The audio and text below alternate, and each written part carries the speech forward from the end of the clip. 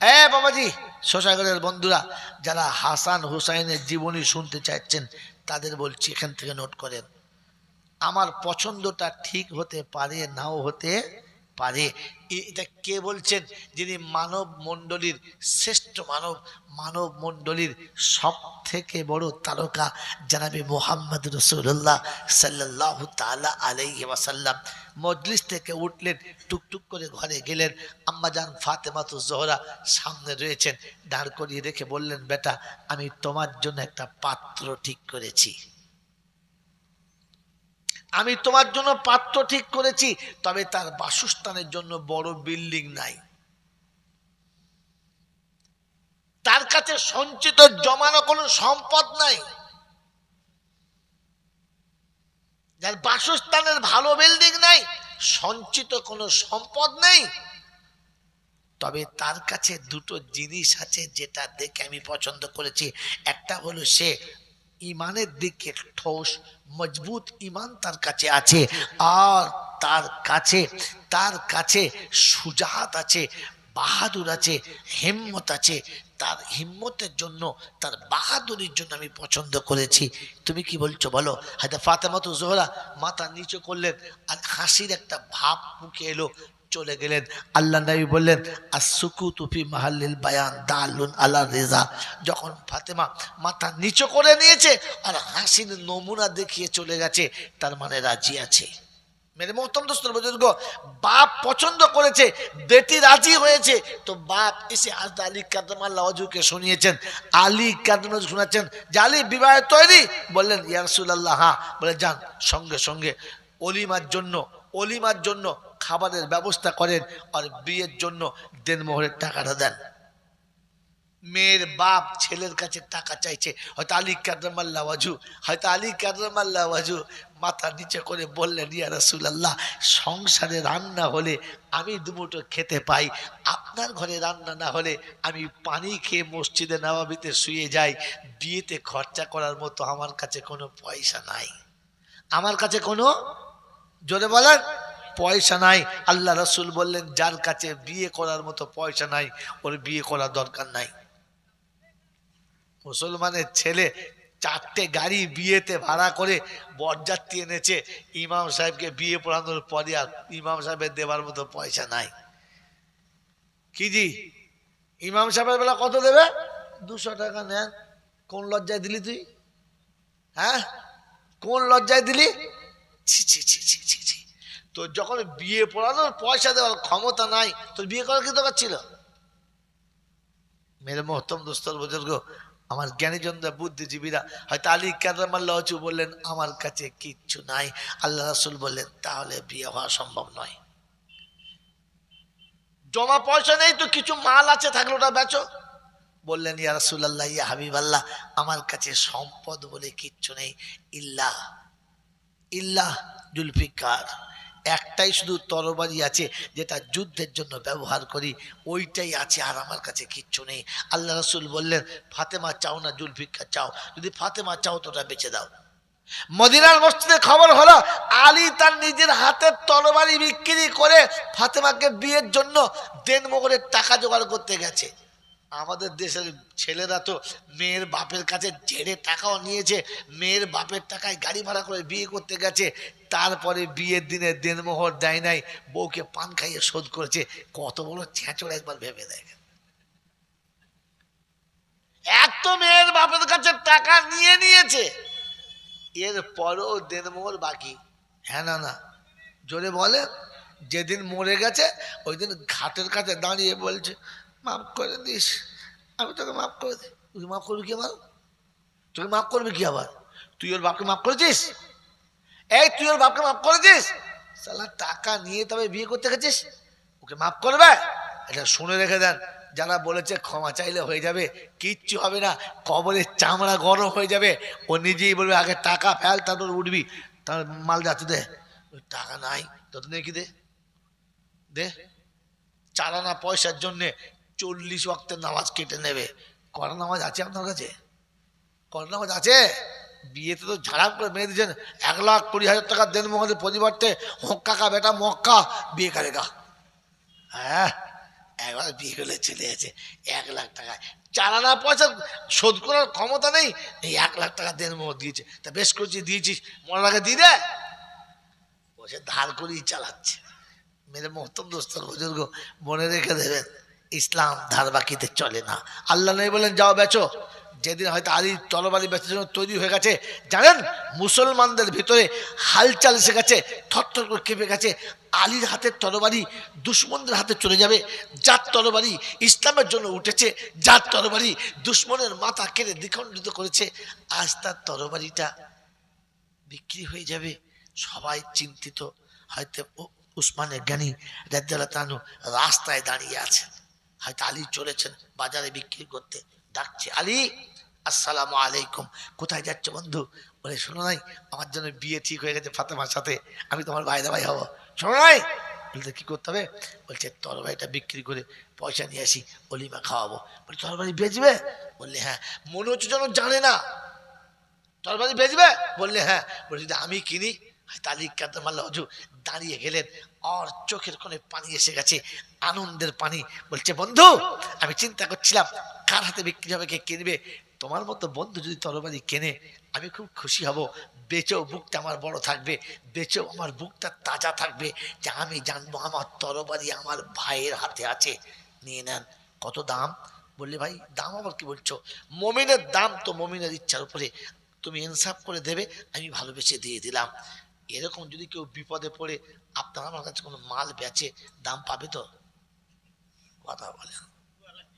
গলা টিপে কেটে নেবে। কি জি, এ হচ্ছে মুসলমান। এ হচ্ছে কার জন্মের? মুসলমানের।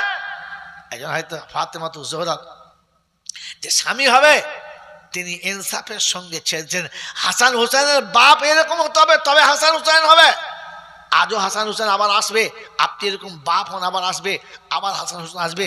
আপনি ফাতেমার মতো মা হন, আবার আবার হোসেন আসবে।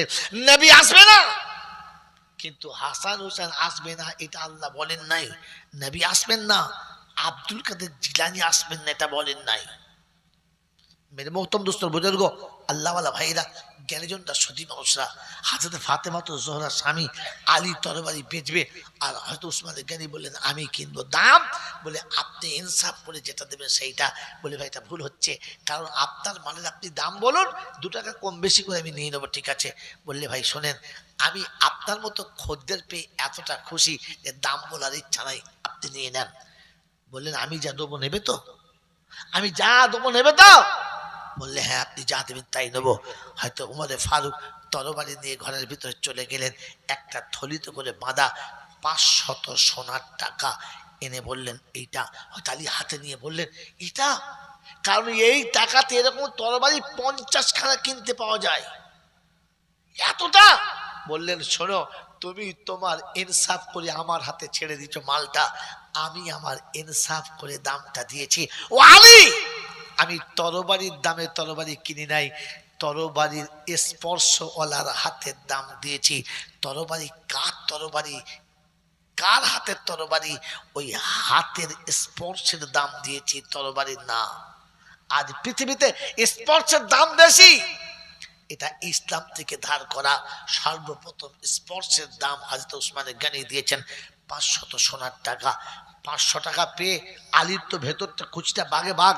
500 টাকা পেয়েছি, অলিমাও হয়ে যাবে আর বিয়েও আনন্দে হয়ে যাবে, দেনমোহরও দেবো, তারপরও আমার কাছে থাকবে, সংসার সব সাজাবো, বাস খুশিতে যাচ্ছে। যেমনি ব্যাক করেছে, উসমানে গনি দেখে বলছে বন্ধু, তোমার মতো বন্ধুর বিয়েতে আমাকে দাওয়াত করবে না? বলে কি বলেন আপনি, আপনাকে দাওয়াত করবো না? খালি একবার বিয়েটা তারিখ হতে দিন, প্রথম আপনাকে দাওয়াত করব। বললে আমি যদি আপনার বিয়েতে কোনো উপহার দিই, ছোট্ট হয়, তো আপনি নেবেন কি নেবেন না? হয়তো আলী কাতামাল্লাহু বলেন বন্ধু, তোমার মতো বন্ধু উপহার আমাকে যেটা দেবে ওটা আমার কাছে স্বর্ণাক্ষরে লেখা থাকবে, ওটা আমার কাছে সব থেকে বড় আদরের হবে, ওটা আমার নয়নের তারা হবে, আমি চোখের সামনে রাখবো, যেটা আমার বন্ধুর দেওয়া গিফট। নেবে তো?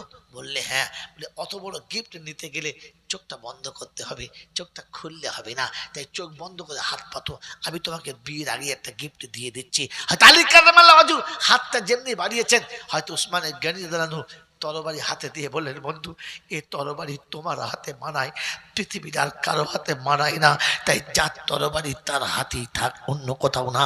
হয়তো আলী কারামাল্লাহু হুজুর চোখ দিয়ে পানি গড় গড় করে গড়াচ্ছেন, বলছে, বন্ধু তুমি সাহায্য করলে আমি অস্বীকার করব?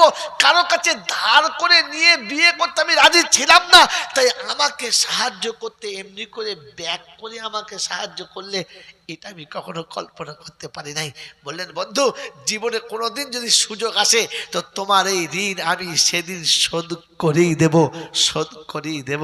আমার বন্ধু, আমার আল্লাহ ভাইরা, আমার জ্ঞানীজনরা, সুধী মানুষরা, এই ঋণ কোথায় শোধ করেছে আজকে তারিখ শোনাবার কথা নয়, কারণ অন্য জায়গায় তারিখ শোনাতে চলেছি।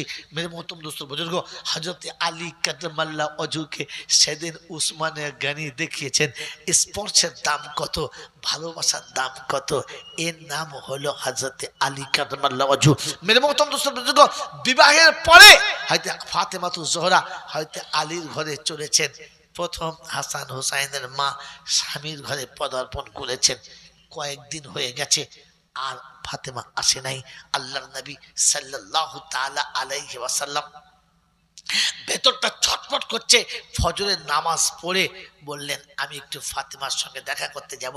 আজ কয়েকদিন হলো ফজরে উঠে ঘুম থেকে ফাতেমার মুখটা দেখতে পাই নাই, আমাকে আব্বা বলে ডাকে নাই, চলো ফাতেমাকে দেখতে যাব। আমার বন্ধু সাথে বন্ধু উসমান বিন মাজুম রাদিয়াল্লাহু আনহু সাথে চললেন, সাথে চললেন। আমার আল্লাহওয়ালা ভাইরা, জ্ঞানীজনরা, সুধী মানুষরা, আমার সোনামণি মায়েরা বোনেরা, শুনে দেন, সেদিন বাপ চলেছে বেটিকে দেখা করতে। দরজার কাছে গিয়ে বললেন, আসসালামু আলাইকুম ওয়া রাহমাতুল্লাহি ওয়া বারাকাতুহু। ফাতেমা, আমি তোমার আব্বা এসেছি, আমি তোমার আব্বা, তোমাকে দেখা করতে এসেছি। বন্ধু বলেছিলাম, মুসলমান মুসলমানকে সালাম দেয়, মানুষ মানুষকে সালাম দেয়, জান্নাতীদেরকে ফেরেশতারা সালাম দেয়। এই জন্য আল্লাহ নবী গিয়ে ফাতেমা দরজার কাছে সালাম দিয়েছে। আমি তো গোটা জীবনে না বিবিকে সালাম দিয়েছি, না বাচ্চাকে সালাম দিয়েছি, নিজেকে এখনো পাক্কা মুসলমান মনে করে বসে আছি। মুসলমান সেজে রয়েছি, মুসলমান হতে পারলাম না। মেরে মোহতরম দোস্ত, জোর করে বিবি বানিয়ে রেখেছি, বিবি বিয়ে করে বিবি আনতে পারলাম না। ও ফার্স্টে বলেছি নমুনা খালি মিলিয়ে না, চলে যান। মেরে মোহতরম দোস্ত বুজুর্গ, আল্লাহ নবী দরজার কাছে গিয়ে বললেন, আসসালামু আলাইকুম ফাতেমা। হযরত ফাতেমাতুজ জোহরা বললেন, ওয়া আলাইকুম আসসালাম। আব্বাজান আপনি এসেছেন, দরজা খুলে দিচ্ছে, আসুন। বললে, বেটি আমি এসেছি, আমার সঙ্গে একটা বন্ধু এসেছে, আমি এসেছি, আমার সঙ্গে একটা বন্ধু এসেছে। ফাতেমাতুজ জোহরা বললেন, আব্বাজান আপনি একা আসেন, বন্ধুকে নিয়ে আসবেন না। এ বাবাজিরা, আপনার আমার মনে হয় লজ্জা লাগে না? লজ্জা কার নাম জানো? লজ্জা কোন বস্তুটার নাম জানো? আগে শুনে দাও, লজ্জা হচ্ছে ইসলামের সব থেকে বড় একটা অঙ্গ, তাই লজ্জার মাপকাঠি শিখে রাখেন। আল হায়া ও শুবাতুম মিনাল ঈমান, মাপকাঠি শিখে রেখে দেন। ফাতেমার ঘরে আল্লাহ রাসূল এসেছেন বন্ধু সাথে করে নিয়ে, ওরকম হেলিভেলি বন্ধু না। আল্লাহ নবী বলেন, জিবরাইল যখন এসে আমাকে সালাম দেয় তখন তাকেও সালাম দেয়, এতটা তাকে ভালোবাসে আল্লাহ। ওই রকমের সাথে নিয়ে গেছে। তো জিজ্ঞাসা করছেন, বন্ধু এনেছি। ফাতেমা বললে, আনবেন না, আনবেন না। আল্লাহ নবী বললেন, বেটি আমি বন্ধু ফেলে ভিতরে যাব, এইটা মানবতা না। আমি বন্ধু ফেলে ভিতরে যাব, এইটা মানবতা না। আর তোর বাড়িতে এসে একটু তোর কাছে না বসে চলে যাব, এইটা আমি বাপ হয়েও মেনে নিতে পারছি না। তুই বল না কেন বারণ করছিস? বললেন, আব্বা আমার স্বামী কারো কাছে ছোট হয়ে যাক, আমি ফাতেমা এটা পছন্দ করি না। এ হুসাইনের জীবনী শুননেওয়ালারা, আগে গাছের জীবনীটা দেখে নেন, তারপরে গিয়ে ফলের জীবনী দেখবেন। আমার স্বামী কারো কাছে, কারো চোখে ছোট হয়ে যাক, আমি ফাতেমা এটা পছন্দ করি। জোরে বলেন, পছন্দ করি। বললে, কেন মা? বললে, আব্বা আমার পরনের কাপড়টা এতটা ছিঁড়ে গেছে যে আপনার বন্ধু আপনার কাছে থাকলে আমি আপনাকে এসে দেখা করতে পারবো না, কারণ আমার গায়ের কাপড়টা যদি ওরকম ছেঁড়া দেখে, আমার দেহের কাপড় যদি ওরকম ফাটা দেখে, তো আপনার বন্ধুর মনে মনে ধারণা হবে একমাত্র মেয়েকে আপনি কার হাতে বিয়ে দিয়েছেন, যে একটা শাড়ি কিনে দিতে পারে না, কার হাতে দিয়েছেন, যে তার পরনের কাপড়টা সুন্দর দিতে পারে না, সে আমার স্বামীর জন্য এরকম মন্তব্য করুক। আমি ফাতেমা পছন্দ করি। আপনার আমার ঘরের মেয়ে হলো কি বলতো, কি করে আনবে, এই কাপড়ে যাওয়া যায়, এই দেখুন না কি দিয়েছে। স্বামীর সম্মান আছে না যাচ্ছে, ভাবে, জোরে বলেন ভাবে। বাবাজি আমার আল্লাহওয়ালা ভাইরা, হোসাইন কোন গাছে হয়েছে একবার তাকিয়ে দেখবেন না? হোসাইন কোন গাছের ফসল তাকিয়ে দেখবেন না? হোসাইন কোন গাছের চারা আপনার ভাবা দরকার না? মেরে মহতম দোস্তর বুজুর্গ, আল্লাহর পাক নবী সাল্লাল্লাহু আলাইহি সাল্লাম মাথা থেকে মোবারক পাগড়িটা খুলে ভেতরে দিয়ে বললেন, এটা তুই পরে নে, আর আমার ভেতরে আসার অনুমতি দে। সামনে দিয়ে পরে দরজার ফাঁক দিয়ে বাড়িয়ে দিলেন। ফাতেমা ওটাকে পরে বললেন, নিয়ে আসুন। বন্ধুকে বসান, বন্ধুর জন্য ব্যবস্থা করছি। আমার বন্ধুরা, আমার আল্লাহওয়ালা ভাইরা, ঠান্ডা মাথায় শোনে, লজ্জা কার নাম? পাপের সঙ্গে আসতে দেওয়াটা লজ্জার না, স্বামীর ইজ্জত বাঁচানোটাই বড় লজ্জার ছিল। বসিয়ে দিয়েছে আব্বাকে, আব্বার বন্ধুকে দুটো পেয়ালায় দু পেয়ালা পানি এনে দুজনের সামনে দিয়েছেন। ফাতেমার চোখ দিয়ে টপ টপ টপ টপ করে পানি আসছে। জিজ্ঞাসা করছে, কাঁদছিস কেন মা? বলছে, আব্বা বড় দুঃখের কথা, কি বলি বলেন, আমাদের সংসারে কোনো অভাব নেই, সংসারে কোনো অভাব নেই। হায় রে, শত আঘাতেও কতটা বন্ধুর প্রতি খেয়াল রাখে। সংসারে কোনো অভাব নেই, কখনো একটা খেজুর খেয়ে দিন চলে যায়, কখনো আধখানা খেজুর খেয়ে দিন চলে যায়। অভাব নেই, অভাব নেই। মেরে মহতম দোস্তর বুজুর্গ, আচ্ছা ফাতেমার চোখে পানি কেন? বললে, আব্বা আজকের এমন দিনে আপনি বন্ধু নিয়ে এলেন যে ঘরেতে একটিও খেজুর নেই, যে খেজুরটাকে কেটে দুটো করে দুই বন্ধুর হাতে দিয়ে পানি খেতে বলবো, এতটুকু খেজুরও আজ ঘরেতে নেই, তাই সাদা পানি বন্ধু সামনে দিতে হলো। এটাই আমার সব থেকে বড় লজ্জার, সব থেকে বড় কষ্টের। মেরে মহতম দোস্তর বুজুর্গ, হারাম স্পর্শ করেন নাই, হারামের ধার দিয়ে যাবেন না, অন্যায়ের পাশে দিয়ে যাবেন না, পানি খেয়ে জীবন কাটাবে, তবু কখনো অন্যায় আর অবৈধ মাল খাবে। এটা হলো হোসাইনের মা, এটা হলো হোসাইনের মা।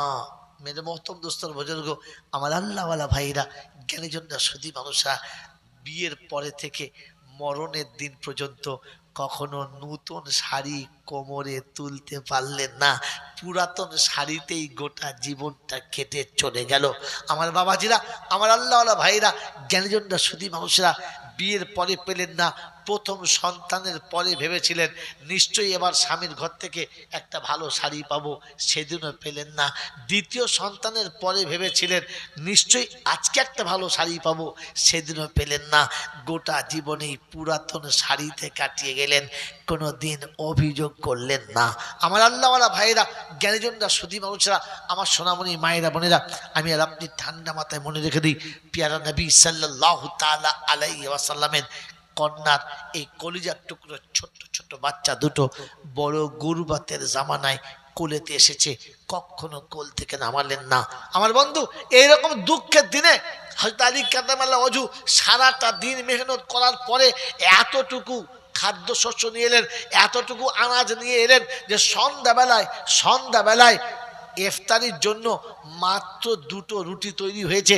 তো দুটো রুটিকে বানিয়ে চিন্তা করছে বাচ্চা দুটোকে দুটো রুটি দিয়ে দেব, আর আমরা পানি দিয়ে ইফতার করে নেব। রুটি বানিয়ে রেখে বসে আছেন, আল্লাহ পাক ইমতিহান নিচ্ছেন, ফাতেমা স্বামীর ইজ্জত কতটা বাঁচাও, আজ আমি তোমাকে ইমতিহানে দেখতে চাচ্ছি। দরজার কাছে ভিখারি এলো আর বললেন, আসসালামু আলাইকুম ফাতেমা, তোমার দরবারে এসেছি, সারাদিন রোজা রেখেছি, ইফতার করার মতো কিচ্ছু নেই, বড় খিদে লেগেছে, থাকলে একটা রুটি দাও না আমাকে। একটা রুটি আমাকে দাও। আল্লাহ নবীর কলিজার টুকরা বেটি ফাতেমাতু জোহরা বাচ্চাদের মুখের দিকে তাকাচ্ছে। হয়তো হাসান আর হোসেন বলছে, আম্মা একটা রুটি ওদেরকে দিয়ে দাও, আর একটা রুটি আমরা সবাই ভাগ করে খেয়ে নেব, অসুবিধা হবে না, দিয়ে দাও। এ হোসেন শিশুকালে মায়ের কোলে বসে ইনসাফ করেছে, তবেই তো কারবালার মাঠে এসে নিজের রক্ত দিয়ে উম্মতকে শান্তির বাতাবরণ দেখিয়েছে। আমার আল্লাহ ভাইরা, হোসাইন শাহাদাত বরণ করে বিশ্বজয়ী হয়ে গেছেন, আর এজিদ বিজয়ী হয়ে পৃথিবীর মানুষের কাছে লাঞ্ছিত ছিল, আছে এবং থেকে গেছে, কারণ হোসাইন মায়ের কোলে বসে ইনসাফ করেছে। আমার বন্ধু, আমার আল্লাহ ভাইরা, আমার জ্ঞান সুদী মানুষরা, আমার সোনামণি মায়েরা বোনেরা, হয়তো হোসাইন সন্ধ্যাবেলা বসে আছে, একটা রুটি ভিখারিকে দিয়েছে, আর একটা রুটি চারজন প্রাণী বসে আছে। ঠিক মাগরিবের আজানের একটু পূর্বে আর একজন এসে শোনাচ্ছে, মা আজ দুদিন ঘরে খাওয়া হয় নাই, দুদিনের উপোস আমি এসেছি তোমার ঘরে, একটা রুটি দাও না মা, ইফতারি করব, একটা রুটি দাও। ফাতেমাতু জোহরার চোখ দুটো পানিতে ছলছল ছলছল করছে, হাসান হুসাইন দিকে তাকাচ্ছে, চুপ করে রয়ে গেছে, কিচ্ছু বলেন না। হয়তো হুসাইন এসে শোনাচ্ছে, মা শুনেছি নানা নাকি কত রোজা পানি দিয়ে খোলে, আমরা একদিন খুলে দেখি না যে পানি দিয়ে ইফতার করলে কতটা মজা লাগে, রুটিটা ভিখারিকে দিয়ে দাও, রুটিটা ভিখারিকে দিয়ে দাও, আমরা সবাই পানি দিয়ে রোজা খুলে নেব। ওই ভিখারিকে রুটি দিয়ে আর মায়ের সাথে বসে পানি দিয়ে ইফতার করে বিশ্বকে দেখিয়েছেন যে পৃথিবীতে কখনো ঈমান আর আমান বাঁচানেওয়ালা কুরবানি দিতে জানে, কুরবানি নিতে না। মেরে মহতম দোস্তর বুজুর্গ, এইরকম গুরুবাতের জামানায় কখনো খেতে পেয়েছে আর কখনো পাই নাই, কখনো খেতে পেয়েছে আর কখনো পাই নাই। বিশ্বনবী জনাবে মুহাম্মদ রাসূলুল্লাহ সাল্লাল্লাহু তাআলা আলাইহি ওয়াসাল্লাম ফাতেমাতু জোহরার ঘরে গেছে, হাসান ও হোসেন উবুর হয়ে জমিনেতে শুয়ে আছে, মাথা তুলে উঠে বসতে পারছে না, কানতে কানতে যেন কেমন গুগলে শুয়ে গেছে। জিজ্ঞাসা করছে, আমার দাদু ভাইরা এরকম কেন? বললেন, আব্বা ক্ষুধার তাড়নায় একেবারে নিস্তেজ হয়ে গেছে, বাচ্চারা পেট মাটিতে দিয়ে শুয়ে আছে, উঠে দাঁড়াতে পারে না। বললেন, বেটি ফাতেমা ওদেরকে কোলে নিয়ে তুমি একটু দুধ পান করিয়ে দাও, তাহলে ওরা একটু সান্ত্বনা পাবে। বললে, আব্বা গোটা শরীর কেটে ফেললে এক বিন্দু রস আসবে না, তো আমি আমার বাচ্চাকে দুধ পান করাবো কি করে? বিশ্বনবী জনাবে মুহাম্মদ রাসূলুল্লাহ সাল্লাল্লাহু তাআলা আলাইহি ওয়াসাল্লাম দুই নাতির মুখের দিকে তাকে চোখের কোণে পানি নিয়ে টুকটুক টুকটুক করে বার হলেন, সাহাবীর ঘরেতে চলে গেলেন। আমার আল্লাহ ভাইরা গিয়ে বললেন, আজকে দিনের মেহমান আল্লাহ নবীকে তিনি মেহমান বানালেন, সামনে যা খাবার ছিল সব নামিয়ে দিলেন। সামনে যা খাবার ছিল সবটা নামানোর পরে আল্লাহ নবী দুটো রুটি একটু গোশত তুলে তার উপরে দিয়ে প্রথম বললে, এইটা হাসান হুসাইনের ঘরে পৌঁছে দাও, তারপরে আমরা সবাই ভাগ করে খেয়ে নিচ্ছি। আমার আল্লাহওয়ালা ভাইরা, জ্ঞানীজনরা সুদীমশা, এটা হাসান ও হুসাইনের বাল্য জীবনী ছিল, যেখানে তারা কুরবানির পর কুরবানি দিয়ে গেছে, কখনো ইনসাফের বাইরে যায় নাই, কখনো ইনসাফের বাইরে আসে নাই। আমার আল্লাহওয়ালা ভাইরা, জ্ঞানীজনরা সুদীমশা, আমার সোনামণি মায়েরা বোনেরা, এ হলো হুসাইন আর হাসানের বাল্যকালের জীবনী। কখনো খেয়েছে, কখনো খান নাই, কখনো মাটিতে উবুর হয়ে জীবন কাটিয়েছে, কখনো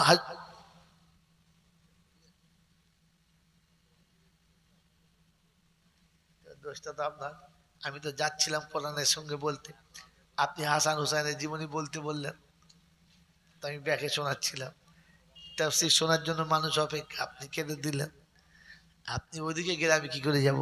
মেরে মহতম দোস্তর বুজুর্গ, আল্লাহওয়ালা ভাইরা, কারোর জীবনে শোনাতে গেলে তখন আর কোরআন আসবে না, তার জীবনের অধ্যায়ের উপরে যেতে হবে।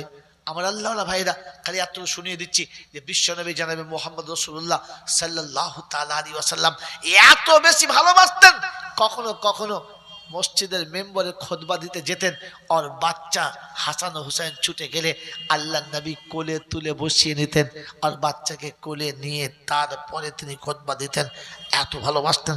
হয়তো ফাতেমাতু জোহরা রাদিয়াল্লাহু তাআলা তার কলিজার টুকরা বাচ্চাদেরকে ইনসাফের সাথে হারাম থেকে বাঁচিয়ে, অন্যায় থেকে বাঁচিয়ে তিল তিল করে তিনি পৃথিবীর জমিনে এই হাসান আর হুসাইনকে রেখে চলে গেছেন।